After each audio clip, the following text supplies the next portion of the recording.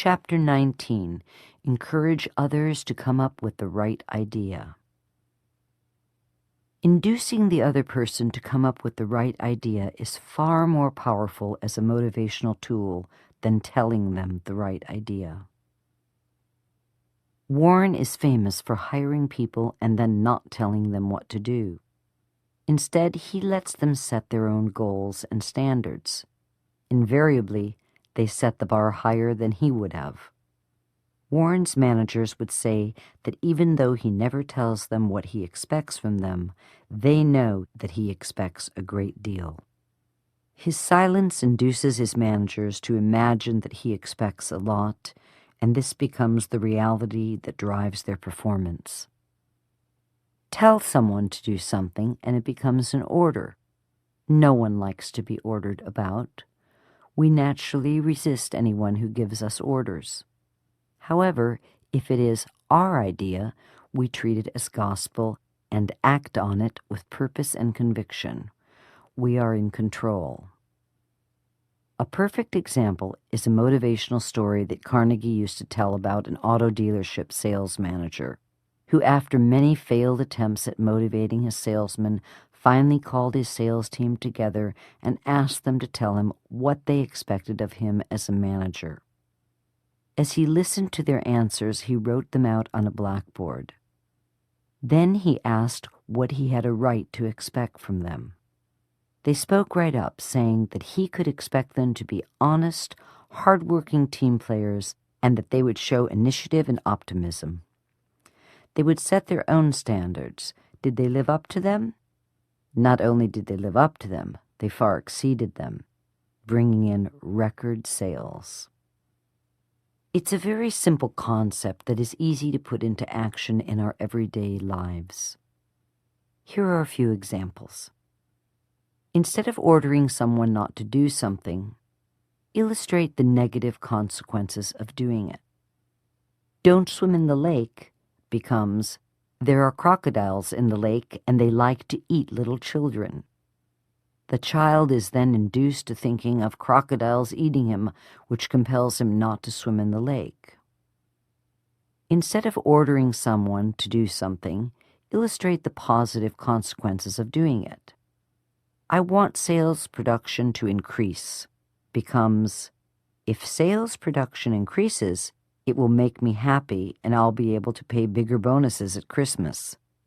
The workers realize that an increase in sales will make for a happy manager and bigger Christmas bonuses. If you're wondering how to better manage your children, try using the same method. Sit your children down at the beginning of the school year and ask them what they expect out of you in the coming year. List their expectations, discussing them as you go. When you are finished and are comfortable with their expectations, agree to them. Then ask what you can expect out of them. You might just be shocked at how demanding they can be of themselves. Ask questions instead of giving direct orders. As we just said, Warren is famous among his managers for never giving a direct order. He is also well known for asking tons of questions. Warren recognizes that no one likes to get a direct order, just as no one likes to be told what to do. Bossy managers are usually hated and are the least likely to inspire workers to excel. A direct order might work in the military, but in civilian life it can cause lingering bitterness that drags on performance. Warren learned that great managers give their orders indirectly by a way of making suggestions. One way to make a suggestion is simply by asking questions. Asking questions makes your suggestion more palatable and often stimulates employees to come up with their own ideas for solving the problem. We are more willing to act on our own ideas than to act on others' ideas, especially when we are being ordered around. It is always better to let people figure something out for themselves. If that's not possible, then give them a little nudge in the right direction with a suggestion framed as a question. Here are a few examples of how to use a question to convert a direct order, which will offend employees, into a suggestion which will stimulate them to willingly act. Direct order. I want that job done by Monday. Suggestion. It would be great if we could get that job done by Monday. Do you think you can come up with a way to do that? Direct order. Slow down, you're driving too fast. Suggestion. You know the roads are rather slick. Do you think that if we slowed down that would make it safer? Direct order. This is not the way to do it. Suggestion. Can you think of a better way to do that? Direct order. I want you to do it this way. Suggestion. Do you think that if we did it this way, that it would turn out better? Direct order. When we go to the zoo, I want you to stay by my side. Suggestion. When we go to the zoo, can you think of any reasons why you should stay by my side? Warren seldom gives a direct order, but he is famous for peppering his managers with lots of questions. Now you know why. Chapter 20. Everyone makes mistakes. Admit it. When we are wrong, we should admit it quickly and emphatically. Warren believes that when people are wrong, they should be right up front about it and admit it quickly and emphatically. To do otherwise would give the impression that we are trying to hide something, or that we have neither the courage nor the integrity to admit when we are wrong.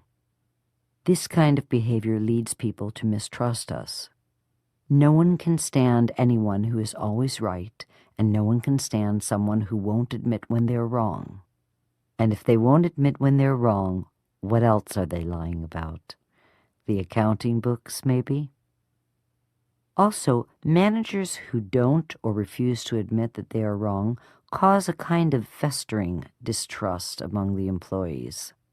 They become less respectful, less willing to follow, more distrustful of management's recommendations and guidance. Warren is always upfront about any and all mistakes that he makes, is forthcoming with his managers when he blows it, and is the first to admit to the shareholders when he screws up. And they love him for it. When he recently made a bad investment in a couple of Irish banks that cost Berkshire several $100 million, he was right up front about it. When he blew an investment in ConocoPhillips, an oil company he had bought into when oil was $140 a barrel, his error cost Berkshire $2 billion. But he didn't hesitate for a second to admit to Berkshire shareholders his mistake. He didn't try to blame someone else or say that other people had made similar mistakes. He just said he made an error in judgment and it was his fault. By admitting when he was wrong and being forthcoming about it, Warren wins the trust of his employees and shareholders alike, and at the same time avoids all the political fallout that has taken down great men since the beginning of time. Step 5. Managerial pitfalls, challenges, and learning opportunities. The final chapters in this audiobook include some of Warren's important axioms regarding the dangers of borrowing too much money, employees breaking the law, good ideas gone astray, making mistakes, managing sycophants, missing opportunities, seeing the road ahead, and a few bits of wisdom for managing our own lives. All learned the hard way, by experience. Weigh them carefully, as they will not only help keep you out of managerial trouble, they will also help get you out of it. Chapter 21. The Hidden Dangers of Making a Living on Borrowed Money. The roads of business are riddled with potholes. A plan that requires dodging them all is a plan for disaster. Warren Buffett. Managers of businesses that have to borrow a lot of money are gambling that they won't hit any economic potholes in the road ahead. Their business plan requires dodging problems. But even the best-run businesses can't dodge problems forever if they are heavily leveraged. Banks are the king of leverage. They have to borrow all that money they lend out, and most of that money was borrowed short-term and loaned out long-term. When those people who loan the money to the bank short-term want it back, and the bank can't pay it back, well, that's when things start to get messy. Economic change can offer lots of opportunity, provided we have the cash to take advantage of it. Economic change can also mean disaster if we have taken on too much debt to survive it. Life is full of economic change, always has been, always will be. Leverage is very tempting and always leads to trouble. Warren Buffett. The temptation of leverage is that it can dramatically improve the performance of any business for the manager who learns how to use it. Let's say that in a normal year, the business you manage earns a $6 million profit without any debt. You have a business opportunity that costs $100 million, but it will earn $15 million a year. This sounds promising, doesn't it? The catch is that your business doesn't have the $100 million needed to finance the deal. Your friendly Wall Street bank is more than willing to loan you the $100 million if you agree to pay it $10 million a year in interest. This means that after paying the $10 million in interest, you will earn a net profit of $5 million on the $15 million in new business. Add in the $6 million on the old business, and your company is now earning a total of $11 million. Make the deal, and you almost double your net earnings. Guess who gets the big bonus at the end of the year? You do, for your brilliant managing of the company's assets. With the Wall Street investment banks, the game of leverage was played out to an extreme. Borrow $100 billion at 5% short-term and loan it out at 7% long-term, and suddenly your firm is earning $2 billion a year in profit, and the financial press is writing about your $50 million salary. Now you know why managers tend to push their companies to take on as much leverage/debt as they can possibly put to profitable use. However, there is a catch, and it's a big one. What happens if there's a recession and your company's business income makes a dramatic drop, to the point that you cannot generate enough money to service the debt? In this case, you would start burning up the company's net worth until either the economy turned around and the business improved, or you were forced to put the company into bankruptcy. When companies begin contemplating bankruptcy, the company's old management is usually the first to go. However, if the company hadn't taken on the $100 million debt when the recession hits, all the company would have to do is cut back production to the point that it would meet the new lower level of demand, at which point it would start making money again. Yes, people would have lost their jobs, but the survival of the company would not be in question. When Warren looked at a company during the 50s and 60s, he always asked, how did it manage through the Great Depression? Did it do well, or did it fail? This told him a great deal about the historical nature of the company and its need to use debt.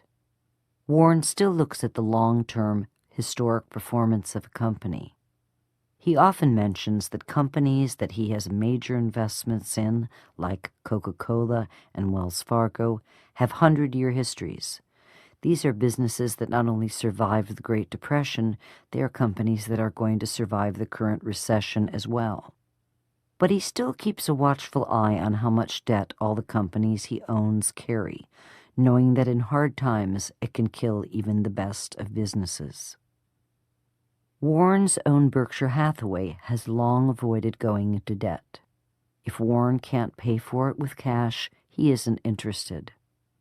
Warren even takes it further by letting cash pile up if he can't find a good value, which also protects Berkshire against hard times.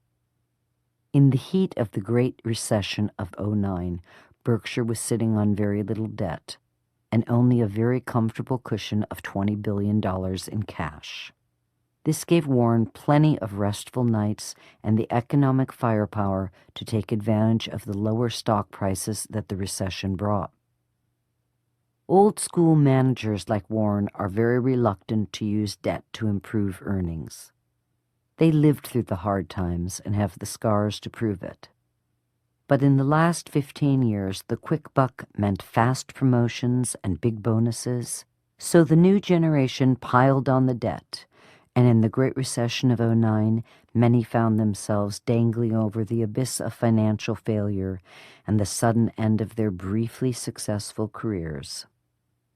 Sometimes old dogs know all the tricks. Chapter 22. Do good ideas always bear fruit? You can get into way more trouble with a good idea than a bad one. Warren Buffett. This is Warren quoting his late mentor Benjamin Graham, who taught Warren to take heed of the potential danger of a good idea.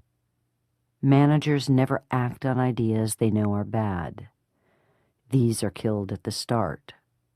But a good idea is acted upon, and if it is successful, it becomes an institution. Subprime mortgages were originally a good idea. They allowed good people with marginal credit to buy homes and mortgage brokers to make money. But eventually people with poor credit histories were qualifying for subprime mortgages. More people got homes and more mortgage brokers got even more money. Then one day we woke up to a recession and people started losing their jobs and they didn't have the money to make their subprime mortgage payments. Suddenly, the great idea started turning into a disaster. The same thing occurred with the insurance giant AIG, which sold insurance to banks and other institutions to cover the risk of default on a large number of investment-grade corporate bonds. AIG figured that the risk that thousands of corporations all over the world would go bust at the same time was practically zero, and that the premiums that the banks and institutions paid would never have to be paid out in claims. AIG raked it in, earning hundreds of millions in premiums. It was low risk, easy money. Then one day, the bank showed up wanting AIG to insure several groups of subprime loans that had been packaged together like the corporate bonds had been. AIG figured that since writing insurance on the corporate bonds was making them a ton of money, writing insurance on a pool of subprime mortgages would also be profitable. But they didn't bother to sit down and really figure out the risk of a large pool of subprime mortgages going belly up. And then the recession hit, and hundreds of thousands of subprime mortgages started going into default. And prices on the subprime bonds that AIG had insured started falling. And as they dropped, AIG had to put up more and more collateral to support its subprime insurance contracts. Then things went from bad to worse, and AIG ran out of assets it could put up as additional collateral. Suddenly, the company was at risk of defaulting on all of its subprime insurance contracts that it had sold to the financial institutions of the world. If AIG defaulted, all those banks and institutions it sold contracts to would be left with uninsured bond portfolios. This means the banks and institutions would be stuck for every dollar of decline in value that their bond portfolios suffered. A little like not having insurance on your house when it burns down. The prospect of AIG Failing to post more collateral essentially threatened to render a great many of the world's financial institutions insolvent, which would have meant a complete collapse of the world economy, which is why the U.S. Treasury stepped in with an $85 billion loan to AIG, because the entire game was on the table. In the end, a really great idea, insuring investment-grade corporate debt, got AIG into insuring pools of subprime mortgages, which turned out to be a really, really bad idea for AIG and the rest of the world. As Warren says, you can get into a lot more trouble with a good idea than a bad one. Chapter 23. How to Handle Employees Who Break the Law. There is plenty of money to be made in the center of the court. There is no need to play around the edges. Warren Buffett. This is the advice that Warren gave the managers of his companies after the fallout of Salomon Brothers' bond trading scandal. Salomon Brothers was a Wall Street investment bank famous for its bond trading prowess. In the late 1980s, Warren invested $700 million in the company's preferred stock. In 1991, two Salomon bond traders broke the U.S. Treasury's bidding rules for buying Treasury bonds. They were caught submitting false bids to the U.S. Treasury in an attempt to take a larger share of the new issue of Treasury bonds than the U.S. Treasury permitted. Salomon's management, upon discovering the illegal acts of its traders, was not forthcoming to the Securities and Exchange Commission or to the U.S. Treasury. This led Treasury to consider barring Salomon from trading in treasuries, which would have been a certain death blow to the company and to Warren's investment. At the request of Salomon's board of directors, Warren stepped in as chairman of the board and immediately cleaned house at Salomon, removing its CEO and top managers who had been involved in supervising the traders who made the false bids. He also instigated an upfront policy with the U.S. Treasury, giving the investigators free access to Salomon's records. In the end, Salomon had to pay a hefty $290 million fine, but it got to keep trading in treasuries, which meant that it got to stay in business. Warren conveyed this lesson to his managers. While it is important to be aggressive in making money, you can make the money you need by staying within the boundaries of the law. When managers break the law in the name of making a quick buck, they risk losing their entire business with one single action.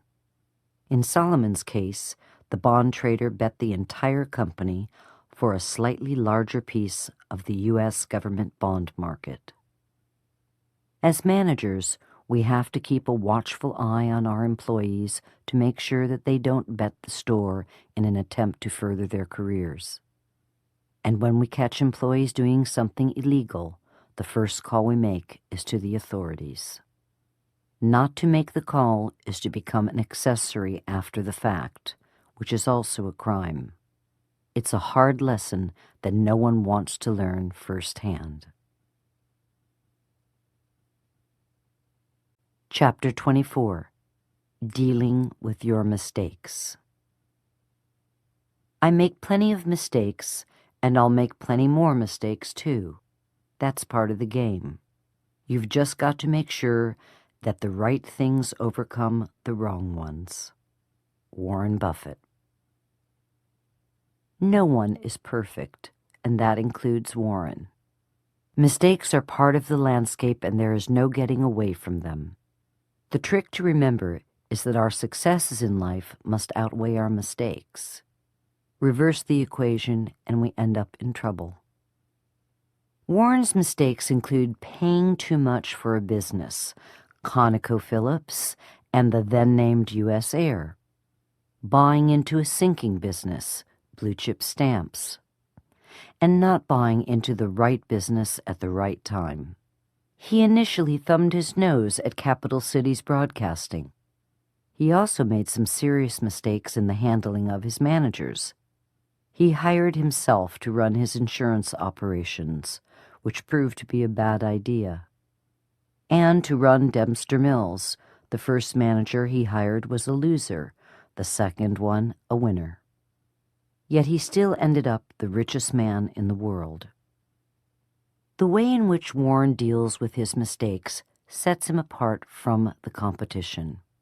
He learns from mistakes, but he doesn't dwell on them. Those who dwell on their mistakes waste an enormous amount of time and energy that could be spent on developing new ways to make money and enjoy life. Mistakes are part of the past, and short of remembering their lessons, Warren says that they should stay there, since all the money to be made is somewhere in the future. Chapter 25. Sycophants. Are they an asset or a liability? Of one thing be certain, if a CEO is enthused about a particularly foolish acquisition, both his internal staff and his outside advisors will come up with whatever projections are needed to justify his stance. Only in fairy tales are emperors told that they are naked. Warren Buffett. Leaders love to be loved, and in the process of needing to be loved, they surround themselves with yes people. Yes people make their living telling the boss how wonderful he or she is and how great his or her ideas are, even when that is not true. Why don't they tell the truth? Because that isn't their job. Their job is to say yes to the boss. For that, they are handsomely rewarded. Every business has sycophants, creeping around the corners, sucking up to the boss and reinventing the truth. Hire an advisor, and his job likely becomes to advise you to do what you wanted to do in the first place. Advisors who voice dissent too often are soon out of a job. Most people don't keep no men around. What's wrong with surrounding yourself with yes men? Nothing, until the disaster that could have been foreseen drops into your lap and your board of directors is asking you to resign. Wall Street is littered with the remains of CEOs who let their yes men convince them that their companies could manage the risk of derivatives. When the CEOs figured out that the risk couldn't be managed, it was too late for them and their companies. Warren's solution is to surround himself with as few people as possible. In fact, he often has said that his idea of a group decision is to look in the mirror. He also seeks the counsel of Berkshire's vice chairman, Charlie Munger, who says no 10 times as often as he says yes. Warren thinks of Charlie as his no man, and while Charlie's no may never make him the life of the party, it has kept Warren from stepping into disaster on more than one occasion. Chapter 26. Learn from missed opportunities. Since mistakes of omission don't appear in financial statements, most people don't pay attention to them. We rub our noses in mistakes of omission. Warren Buffett. Even the best manager misses opportunities, and this often goes completely unnoticed. In the world of investing and in managing Berkshire, Warren freely admits he missed more opportunities than he should have. For example, he laments not getting in early on Walmart and Walgreens.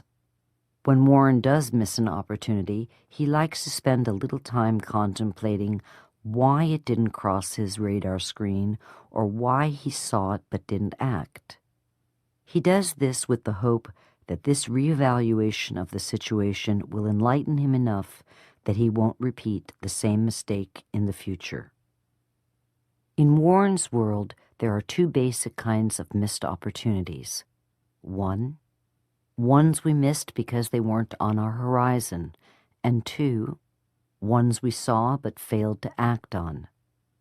These are the most frustrating because they were looking us right in the face. If the opportunity simply wasn't on our horizon, the solution is to expand our field of search. There is a whole world of business brokers and investment bankers that are more than happy to show us potential opportunities. As for the opportunities that we can see but don't act on, the most common reason for missing one is that we erred in calculating the risk involved. These are opportunities we would have liked to have acted on, but mistakenly deemed as too risky. Mistakes of omission due to miscalculation of risk are the easiest to understand.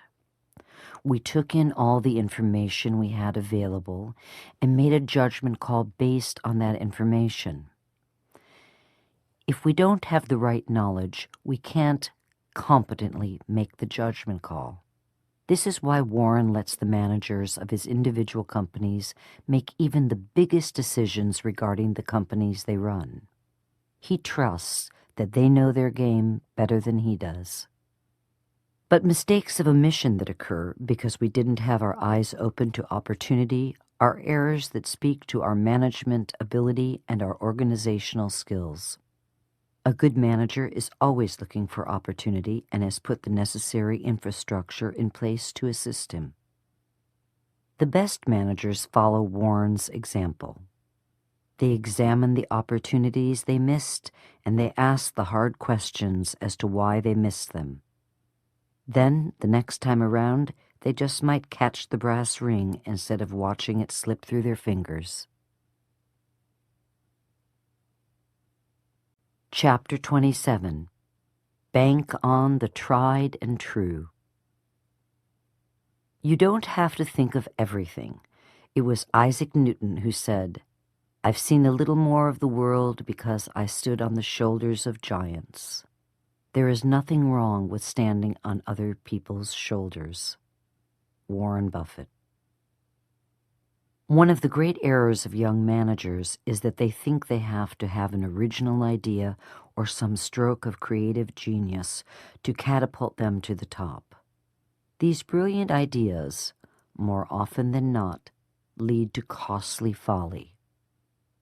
Warren has discovered that the best ideas in business and life are the ones that are tried and true, where the chance of failure is almost nil. Where do these proven ideas come from? They come from other people and businesses that have successfully put them to work. By studying successful businesses, we can get dozens of great ideas about how to do something right. And by studying unsuccessful businesses, we can learn how easy it is to do something wrong. Miles Davis, the great jazz musician, once remarked, "Lesser artists borrow, great artists steal." The same can be said of great business managers. If we see a great idea, we should steal it and immediately put it to use. Where do we find these wonderful ideas? By studying the competition to see what they are doing right and what they did that was wrong.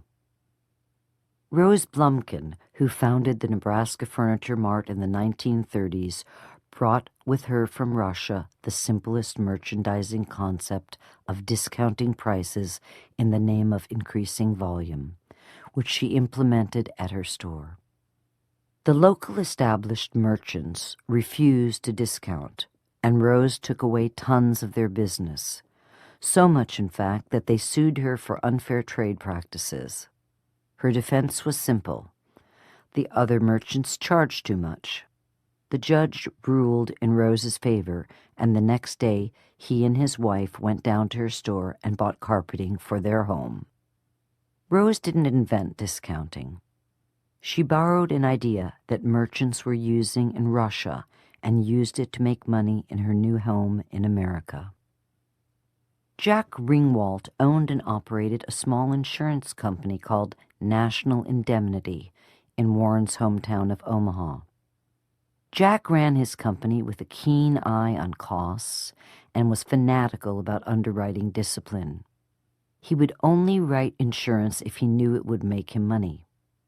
If rates dropped, he simply stopped writing policies, even if it meant having his staff sit around doing nothing, which he could afford to do because he had built up a surplus of capital during the good times.